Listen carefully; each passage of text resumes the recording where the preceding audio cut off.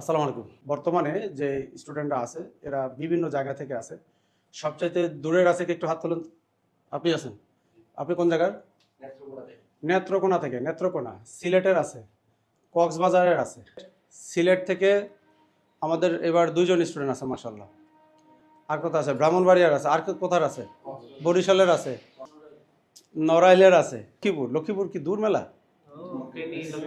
হ্যাঁ, দেখ চিন্তা করেন এই যে লক্ষ্মীপুর। হ্যাঁ, তো অনেকে আমাদের কাছে বলে যে ভাই অনেক দূরে হয়ে যায়, ঢাকায় আপনাদের কোনো ব্রাঞ্চ নাই বা ইয়া নাই। ভবিষ্যতে যদি এর সুযোগ হয় আমরা কখনোই ব্রাঞ্চ করব না, অনেক জায়গায় ব্রাঞ্চ করবো না। এটার একটা কারণ হচ্ছে যে মোবাইল সলিউশন বাংলা আমরা চেষ্টা করি যে কোয়ালিটিটা ধরে রাখার জন্য। যদি আমি ব্রাঞ্চ করি তাহলে আমার দেখা গেল একাধিক টিচার রাখতে হবে। সকাল থেকে আমি সারাদিন আপনাদের সাথেই তো থাকি নাকি? আর বাংলাদেশে যতগুলো সেন্টার আছে আপনারা ঘুরবেন, দেখবেন এরকম সুযোগটা খুব কম থাকে। হ্যাঁ, তাদের একাধিক টিচার থাকে। তো আমি সকাল থেকে সারাদিন তাদের সাথে থাকি। এখন যদি আমার ব্রাঞ্চ করতে হয় তাহলে দেখা গেল এখানে ২ দিন সময় দিতে হবে, সপ্তাহের মধ্যে ওই ব্রাঞ্চে যে আবার ২ দিন দিতে হবে, যেটা অন্যরা করে। তো এতে আমাদের কাজের কোয়ালিটি অনেকটাই নষ্ট হয়ে যাবে। যতটুকু সম্ভব আমি তাদের সাথে থাকার চেষ্টা করি, এই জন্য আমরা ব্রাঞ্চ মানে করার পক্ষে না। বড় যে কাজগুলো আমাদের এইখানেই হয়, আর কাস্টমারও সরাসরি এখানেই আসে। আর ওই পাশেও আমাদের একটা দোকান আছে।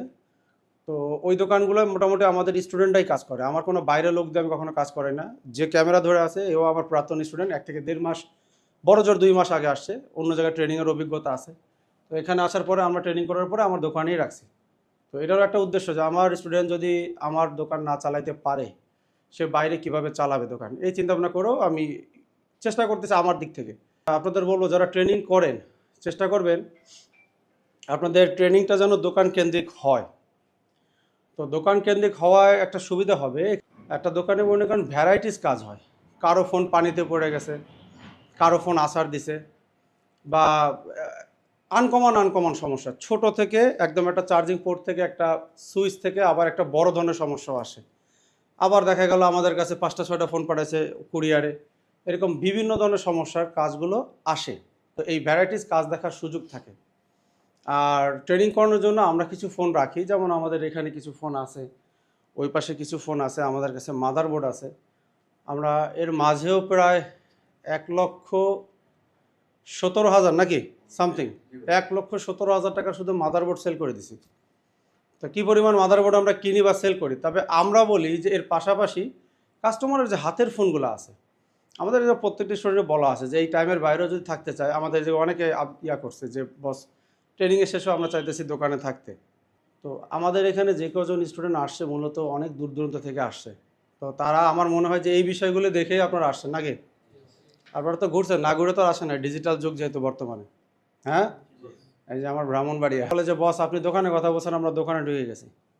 তো দোকান বলতে আমি বলি যে দোকান, কোন দোকান? যে কোনো বাজারের দোকান না। এরকম আমার মতো আরও অনেকে আছে যারা ট্রেনিং করায় দোকানের ভিতরে, সে একজন ট্রেইনার। একজন ট্রেইনার আর সাধারণ দোকানদারের মধ্যে পার্থক্য আছে। একজন দোকানদার কাজ করে, অনেকে আছে কষ্ট পাইতে পারে মুখস্থ বিদ্যায়।